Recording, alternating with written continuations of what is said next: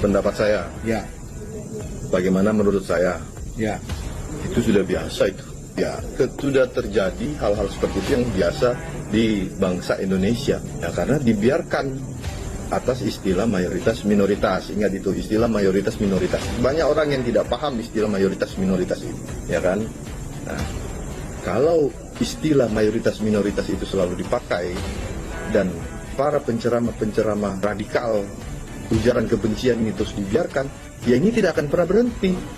Nah, sekarang malam ini pelaku ditangkap. Apakah ia akan selesai? Tidak akan selesai di saat di atasnya tidak ditangkap. Contoh seperti Bahar bin Smith itu jelas-jelas berceramah dengan mengangkat pedang, memfitnah orang Minahasa yang ada di tanah Minahasa. Dia kan tidak tahu cerita kronologis. Dan saya cuma ingatkan satu lagi. Kata mayoritas minoritas itu bisa dipakai di Indonesia. Tapi jangan lupa, kata mayoritas minoritas itu hanyalah untuk hitungan jumlah penduduk. Sekarang kalau saya sampaikan hitungan jumlah wilayah kepulauan, adakah orang berpikir sampai situ? 9 provinsi utama di Indonesia adalah mayoritas umat Kristiani. Memang mayoritas umat Muslim di Indonesia sebesar 85%, sisanya minoritas. Tetapi saya kembalikan lagi, kalau kita ambil secara kepulauan, Pulau Papua 780.000 sekian kilometer persegi. Pulau Sulawesi Utara 13.800 sekian kilometer persegi. Pulau NTT 47.000 kilometer persegi. Pulau Flores 15.300 persegi. Pulau Sumba 11.000 kilometer persegi. Itu baru berapa pulau saja yang saya hitung. Nah, bayangkan jika itu ditambahkan semua, berapa keseluruhan keluasan yang diduduki oleh kaum minoritas? 874.355.000. Anda tahu berapa jumlah seluruh wilayah kepulauan seluruh Indonesia?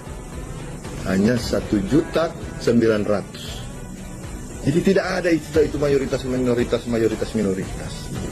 Nah, sekarang bagaimana kita menanggapinya semua ini?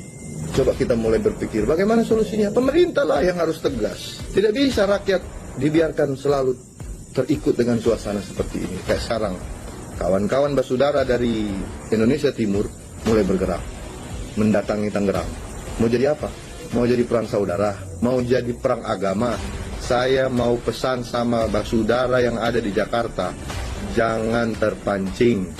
Kalian kalau sampai terikut perang saudara, rugi, tidak ada hasilnya apa-apa. Karena tidak ada pahlawan dalam perang saudara. Sudah terbukti, kasus Poso, kasus Ambon, siapa yang dilihat pahlawan? Tidak ada, ya kan? Korbannya ada, Vivo CS, di Poso. Apakah harus terulang lagi seperti itu? Jadi saran saya untuk pemerintah, kita kan punya badan-badan lembaga yang sangat besar. Kenapa ini selalu dibiarkan? Yang ditangkap yang di bawah, itu yang ditangkap.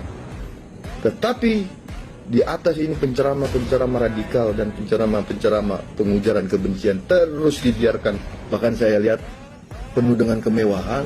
Contohnya Habib Bahar bin Smith memamerkan kemewahannya. Contohnya Ustadz Abdul Somad memamerkan Harley Davidson-nya dengan klubnya lagi. Itu logika yang kita harus pakai.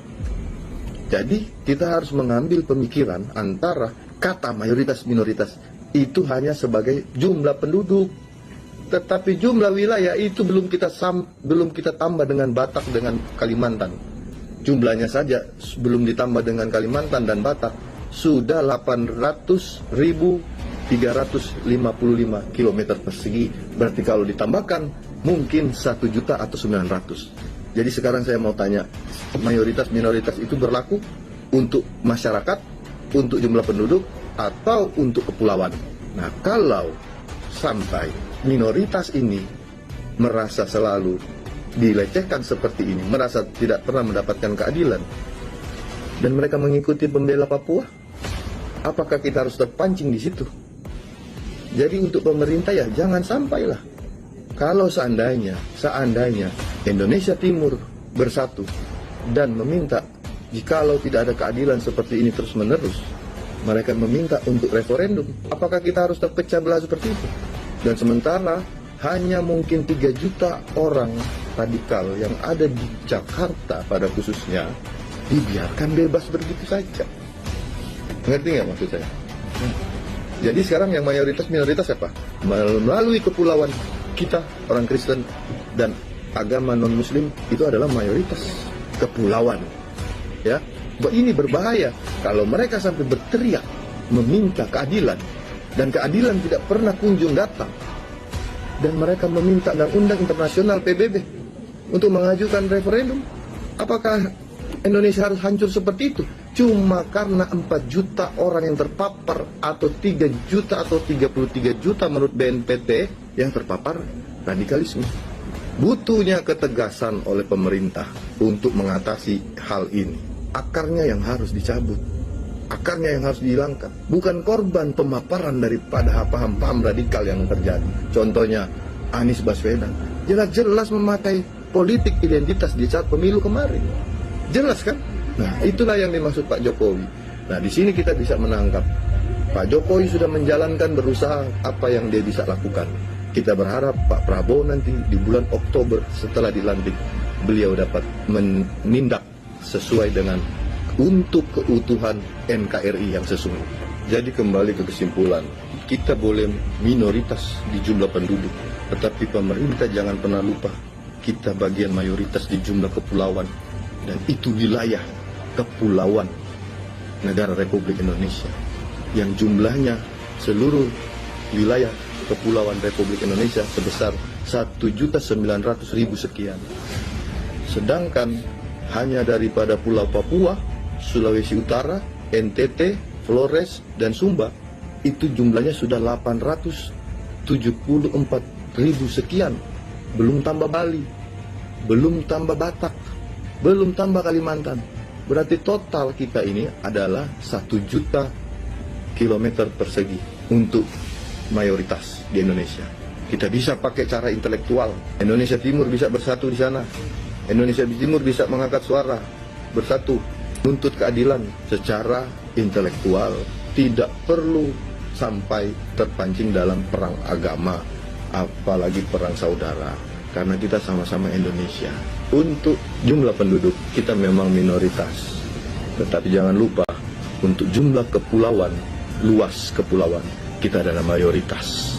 Saudara yang ada di Tangerang sana, yang ada di kota Jakarta, jangan terpancing, serahkan semua kepada polisian yang untuk menjalankan hukum yang ada di negara ini. Tugas kita tetap bersatu dan menuntut keadilan, mencari keadilan untuk lebih baik lagi Indonesia agar tidak terdapat lagi hal-hal yang seperti ini. Jadi, belajarlah Pancasila di Indonesia Timur.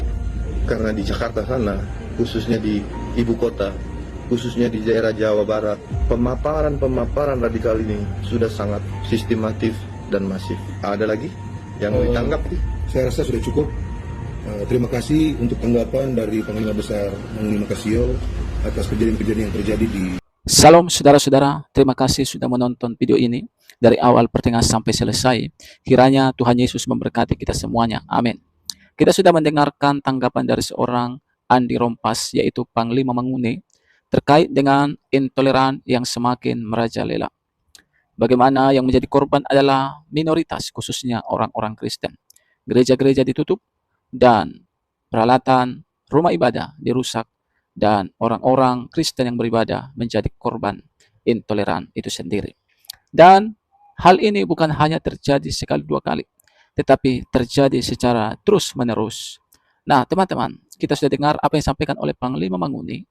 Walaupun pelaku-pelakunya ditangkap, tapi sepanjang yang di atasnya, seperti ustadz-ustadz radikal yang mengajarkan kebencian, tidak ditangkoi, maka intoleran ini akan terus semakin merajalela dan tidak akan pernah berhenti, khususnya di negara kesatuan Republik Indonesia ini.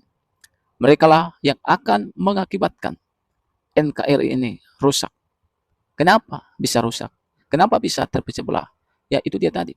Karena mereka yang tidak sepaham dengan orang lain, mereka yang tidak sependapat dengan orang lain, mereka menyerang, mereka membenci. Nah, seorang Panglima Mangune mengatakan, ya, agar pemerintah lah yang memperhatikan ini? Ya, betul. Pemerintah lah seharusnya yang memperhatikan ini. Inilah yang menjadi tugas. Inilah yang menjadi PR bagi pemerintah. Ya, agar pelaku-pelakunya ditindak tegas dan yang di atas-atasnya ditindak tegas. Agar tidak ada lagi di kemudian hari yang melakukan hal yang sama.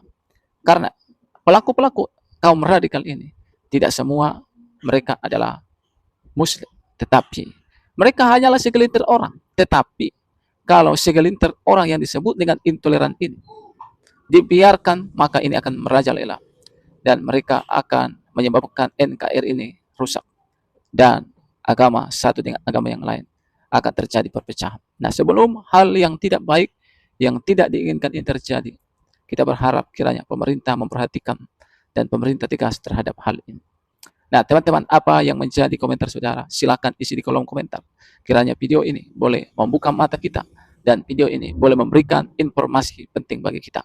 Shalom, sampai jumpa di video selanjutnya.